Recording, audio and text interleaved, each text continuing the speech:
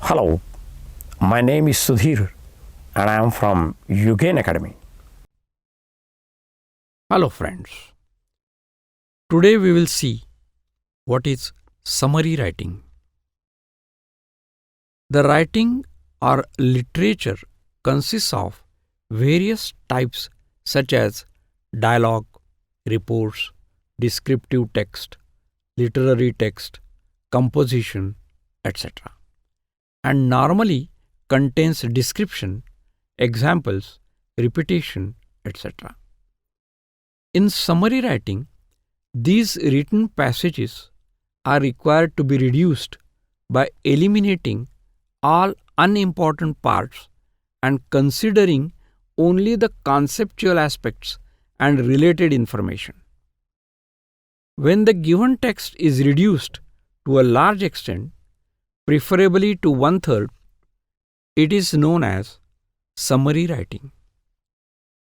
Summary restates the main ideas or points found in a speech or piece of writing. Summary also means precis. It is a compression, abbreviation, or condensation of a long passage. The best example that will help you understand the concept of summary is the below given example. Your friend has seen the movie, say Hindi movie Bahubali or the English movie Titanic. He will tell you the story in short, eliminating unwanted details, taking care that you understand the main story correctly and enjoy it. He will, of course, not use the same words as in the film, but will describe the story in his own style using his own words. In summary writing, you should do the same thing. Let us consider the points while writing a summary.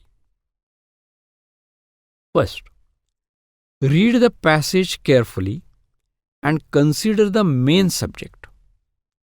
Consider the information which is relevant to the main topic and underline the same. Arrange the given information systematically in relation to the main points. Organize the main subject and main points in simple words and simple language. Cut, curtail, and reduce the given passage to make it as short as possible. Give a suitable title to the summarized passage. Use the technique of constructing the sentences in simple, complex, and compound forms.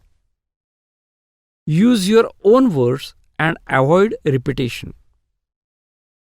And the most important point is that from your summarized passage, the examiner must be in a position to understand that you have understood the passage well. Now let us see the don'ts, the things which you should avoid. Avoid proverbs, sayings, phrases, and descriptions. Second point is, don't add new or additional information. Third is, don't give new examples other than those mentioned in the passage. Fourth is, don't write like as the writer says, or in the writer's opinion, or in my opinion, or according to me, etc. Here we complete the very simple chapter, summary writing. I hope you will understand the topic well and you will like the video. Please don't forget to subscribe. I would like to request you to refer my book titled English Grammar and Writing Skills, which contains complete syllabus of grammar and writing skills prescribed by SSC and CBSE boards. This book is available on all prime sites. Thank you very much. Thanks a lot.